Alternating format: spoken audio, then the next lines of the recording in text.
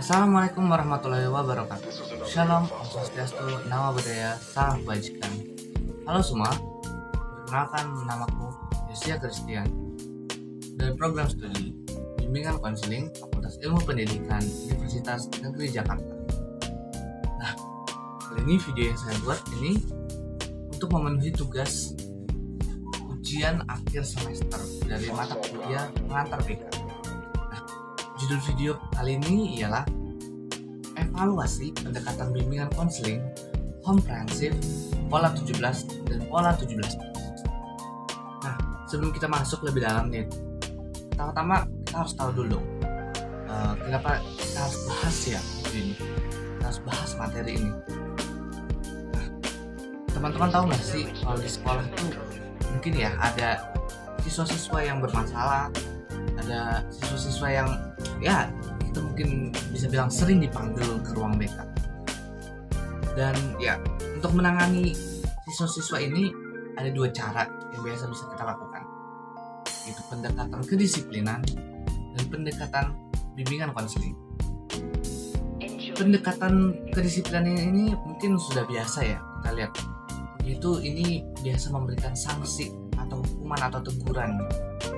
Ya, mungkin bermacam-macam cara, bisa dari teguran, memberikan nilai yang buruk, juga seperti memberikan sanksi, scores, dan lain-lain.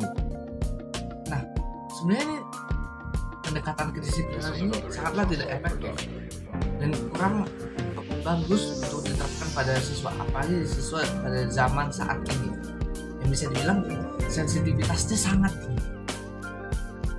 Nah, karena itu mungkin kita harus bisa beralih pindah ke pendekatan kedua, yaitu pendekatan bimbingan konseling. Nah, kenapa sih pendekatan bimbingan konseling ini harus kita pilih ketimbang pendekatan kedisiplinan? Karena ada banyak keuntungannya. Yang pertama, seperti pendekatan BK ini tidak berpatok pada yang namanya sanksi atau hukuman. Dengan begini, ya siswa akan merasa aman, merasa tidak takut. Karena setiap perbuatan yang mereka buat tidak akan langsung terkena pada dampak hukuman atau apapun.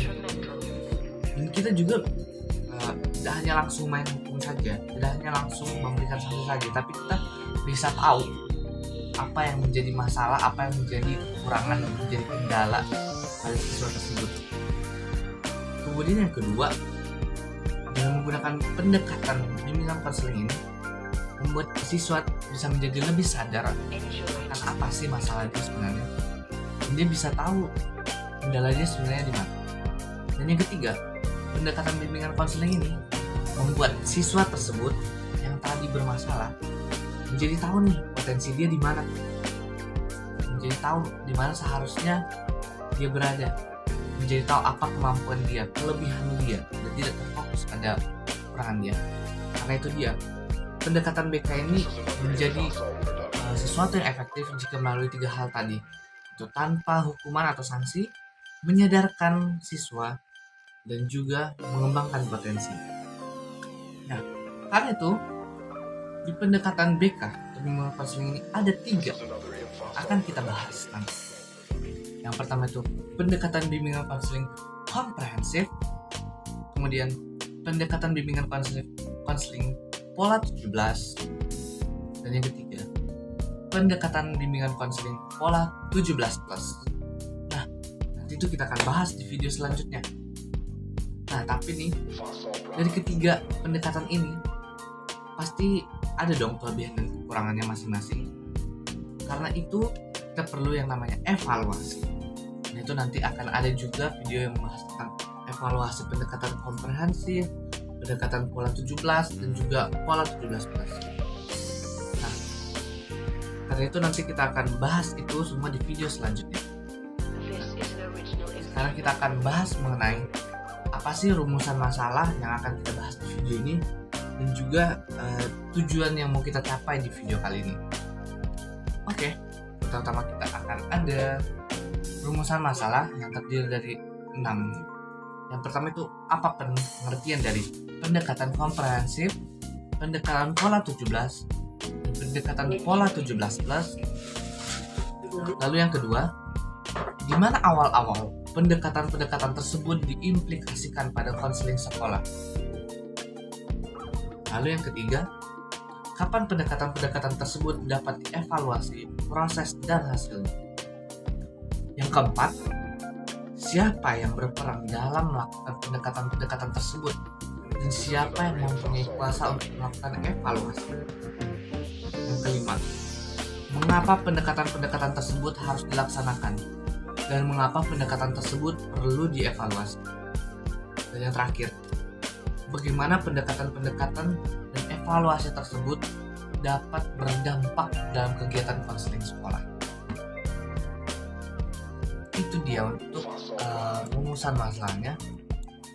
Dan juga kita punya tujuan nih, sama, 6 juga.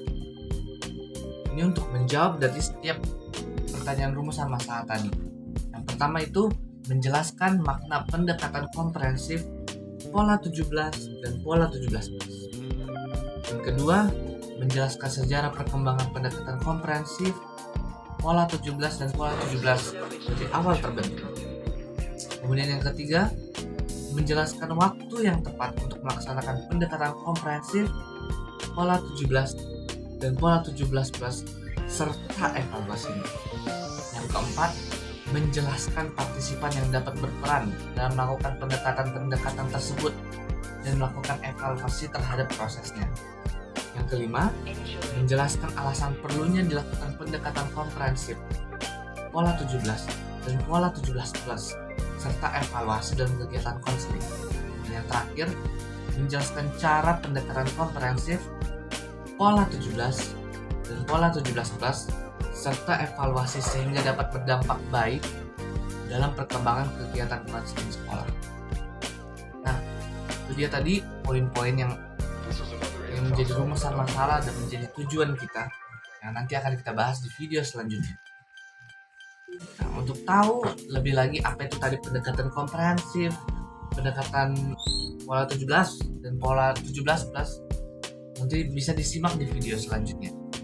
Jadi, perhatikan di video selanjutnya ya. Terima kasih.